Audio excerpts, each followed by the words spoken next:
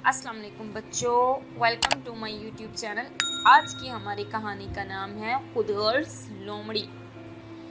एक दफ़ा का जिक्र है, मुर्गी लोमड़ी को झाड़ियों के पीछे बैठी देख रही थी। वो मोहतात कदमों से ये देखने के लिए आगे बढ़ी कि लोमड़ी यहाँ क्या कर रही है। उसने देखा लोमड़ी की दुम एक लोहे के शिकंजे में फंसी हुई है, जिसे वो छुड़ाने की बहुत कोशिश कर रही है। इतने में लोमड़ी की नज़र भी मुर्गी पर पड़ गई। लोमड़ी मुर्गी को देखकर बहुत खुश हुई। आओ आओ बहन, क्या हाल है? लोमड़ी ने चेहरे पर मुस्कुराहट सजाते हुए कहा। ओह, ये क्या हुआ? मुर्गी ने लोमड़ी की शिकंजे में फंसी हुई दुम को देखकर पूछा। लोमड़ी ने कहा, बहन, इस नामुराद शिकंजे के साथ गोश्त का टुकड़ा लटका हुआ था। मैंने इसे खाना चाहा तो एक जोर की आवाज़ आई और मेरी दुम इसमें फंस गई। मुर्गी ने कहा, लेकिन तुम तो बहुत चालाक हो और ज़हीन भी हो, तो तुम इसमें कैसे फंस गई?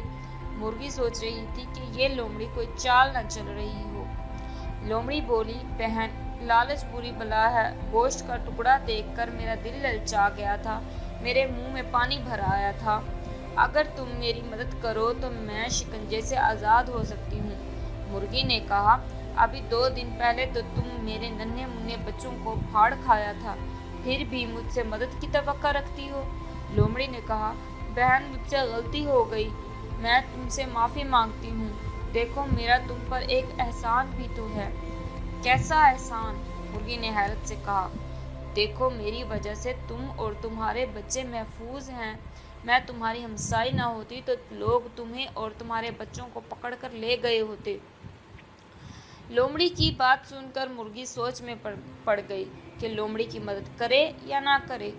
मुर्गी को सोच में डूबा देखकर लोमड़ी चालाकी से बोली, बहन, क्या सोच रही हो?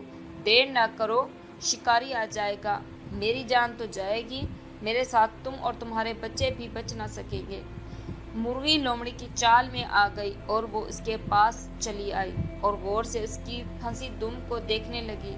उसने लोहे के शिकंजे को अपनी चोंच से ठूंगे मारी, पंजे से कुरेदा और फिर बोली, ये तो बहुत मजबूत है, मैं इसे नहीं खोल सकती। लोमड़ी ने सर घुमाकर बोली, लो, मैं भी अपने पंजे से जोर लगाती हूँ। दोनों ने मिलकर जोर लगाया और शिकंजे का ऊपरी हिस्सा कुछ ऊपर उठा।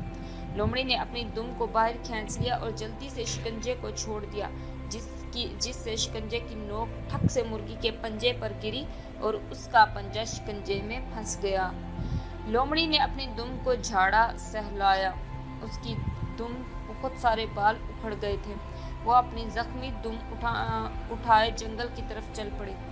लोमड़ी को जाते देखकर मुर्गी ने कहा, बहन, कहाँ चली? मेरा पंजा तो छुड़ाती जाओ। लोमड़ी बोली, बहन, मेरी दुम पर बहुत जख्म हो गया है, मैं ज़रा घर जाकर मरहम पट्टी कराऊं, फिर आकर तुम्हें आज़ाद करती हूँ। ये कहकर लोमड़ी जंगल की तरफ बढ़ गई। इसका रुख मुर्गी के घर की तरफ था, जहाँ मुर्गी के बच्चे अकेले थे।